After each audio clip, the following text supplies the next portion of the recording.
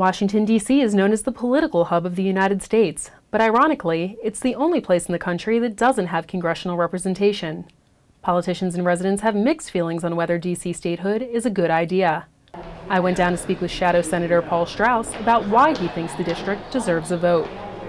The district constituents, unlike those who live in the other states, lack the kind of control over their destiny that citizens of a sovereign state do. So we tend to both react to what Congress does as well as try and engage them proactively on issues like equal rights and representation. Senator Strauss uses several different tactics to promote D.C. statehood. Well, it's everything from protesting outside government buildings to engaging the policymakers inside those buildings. It's about dealing with the Senate when issues of D.C. issues come up, as well as sometimes rallying the constituency to march and take control of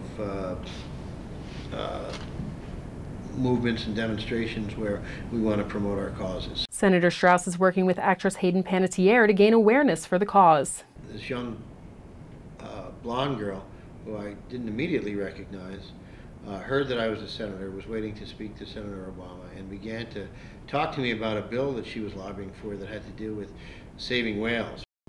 She was earnest enough that the following day, when she already had meetings at the Capitol, we scheduled her in, and over lunch in the senator's dining room, she told me about the plight of whales. And one of the things that she said that I found ironic was that whales don't have anybody who can vote for them. And I said, well, that's kind of like the people of the District of Columbia.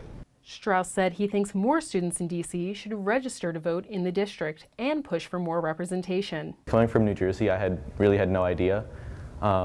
Because when following presidential elections, I just figured, oh, well, they can vote for president, they must be able to do other things. But coming here and realizing that kind of made me want to do something. And then we realized that there was no student groups at AU either, so I guess that was our motivation for starting it. District of Columbia has more people than the whole state of Wyoming, but we have no voting representation in Congress. It's just an issue where there's a huge group of people that don't have any representation, but they're still being taxed and told how to use their funds.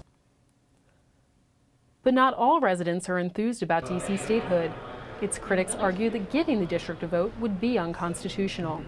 The Constitution does not require voting rights for D.C.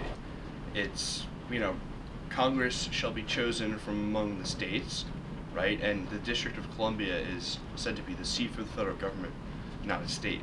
That would require a constitutional amendment to, to give D.C. its own statehood, and I don't agree with that.